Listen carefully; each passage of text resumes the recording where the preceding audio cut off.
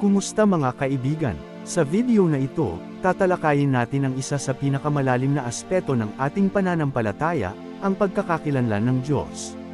Alamin natin kung ano ang ibig sabihin ng "Ako si Ako Nga" sa pamamagitan ng mga mahahalagang talata mula sa Biblia. Exodo Kapitulo 3 versikulo 14, sinabi ng Diyos kay Moises, "Ako si Ako Nga."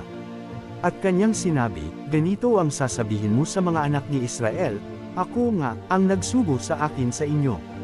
Nang tawagin ng Diyos si Moises mula sa nag-aapoy na punong kahoy, ipinahayag niya ang kanyang pangalan bilang, "Ako si Ako Nga." Ipinapakita nito na ang Diyos ay walang hanggan, walang simula at walang wakas. Parang isang ilaw na hindi nauupos, siya ang nag-iisang tunay na Diyos. Halimbawa, isipin mo ang isang ilaw na hindi kailanman nawawala.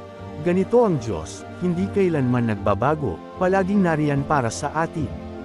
Juan Kapitulo 8 versikulo 56 hanggang 58, "Nagalak ang inyong amang si Abraham na makita ang aking araw, at nakita niya ito, at natuwa."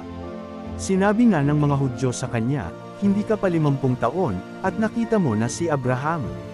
Sinabi sa kanila ni Jesus, "Katotohanan, katotohanan ang sinasabi ko sa inyo, bago pa ipinanganak si Abraham, ako nga." Dito, malinaw na ipinahayag ni Jesus ang kanyang pagka-Diyos. Sinabi niya na bago pa man isinilang si Abraham, siya ay naroon na. Pinapatunayan nito na si Jesus ay walang hanggan, tulad ng Ama. Halimbawa, parang isang puno na may malalim na ugat, si Jesus ay may malalim na kaugnayan sa Diyos Ama, mula pa noong una. Juan Kapitulo 8 versikulo 24, "Sinabi ko nga sa inyo na kayo'y mamamatay sa inyong mga kasalanan, sapagkat malibang kayo'y magsisampalataya na ako nga, ay mamatay kayo sa inyong mga kasalanan." Ang paniniwala kay Jesus bilang, "Ako nga," ay mahalaga para sa ating kaligtasan. Kung hindi tayo maniniwala, mananatili tayong alipin ng kasalanan.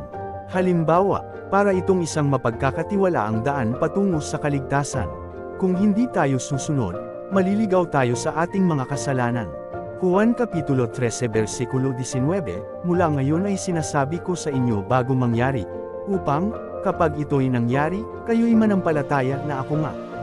Sinabi ni Jesus ito upang magbigay ng katiyakan sa kanyang mga alagad na siya ang Mesiyas. Binigyan niya sila ng babala upang palakasin ang kanilang pananampalataya sa kanya bilang, "Ako nga."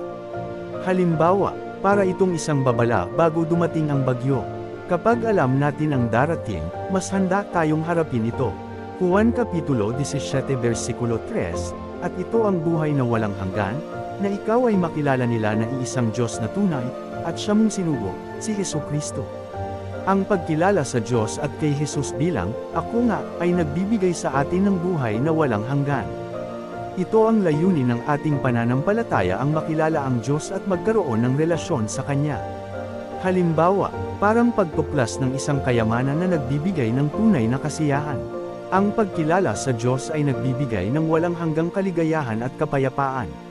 Sa mga talatang ito, natutunan natin ang kahalagahan ng pagkilala sa Diyos bilang, "Ako si Ako Nga." Naway palakasin nito ang ating pananampalataya at mas mapalapit tayo sa Kanya. Salamat sa inyong panunood o pakikinig, at huwag kalimutang mag-subscribe para sa iba pang mga kaalaman mula sa Biblia.